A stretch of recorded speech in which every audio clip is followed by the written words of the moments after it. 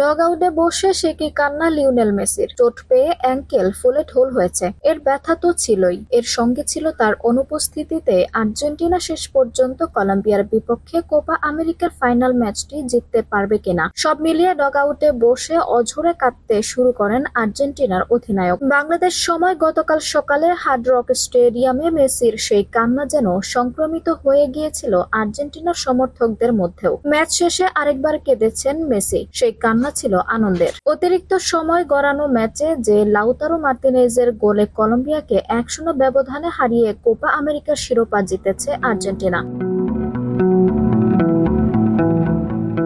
এমন চড়াই উতরাই পেরোনো ম্যাচ শেষে মেসি কোনো কথা বলেনি। সতীর্থ ও পরিবারের মানুষের সঙ্গে উদযাপন শেষ করে অনেক পরে নিজের চোট, আবেগ আর অন্যান্য বিষয় নিয়ে সামাজিক যোগাযোগ মাধ্যমে একটি বার্তা দিয়েছেন আর্জেন্টিনার অধিনায়ক। মেসি ইনস্টাগ্রাম পরপর 3টি পোস্ট করেছেন। প্রথম পোস্টে তিনি 2 হাতে কোপা আমেরিকার 2টি ট্রফি নিয়ে হাস্যোজ্জ্বল একটি ছবি দিয়ে লিখেছেন আরও একটি। দ্বিতীয় পোস্টে পরিবারের সদস্যদের নিয়ে শিরোপা উদযাপনের একটি ছবি দিয়ে লিখেছেন পরিবার। এরপর ভালোবাসার একটি ইমোজি দিয়ে লেখাটা আর একটু বাড়িয়েছেন, সব সময় পাশে থাকার জন্য ধন্যবাদ। মেসি তার তৃতীয় পোস্টটিতে সবাইকে ধন্যবাদ জানানো, নিজের চোটের অবস্থা নিয়ে খবর দেওয়া সহ নানা বিষয়ে লিখেছেন।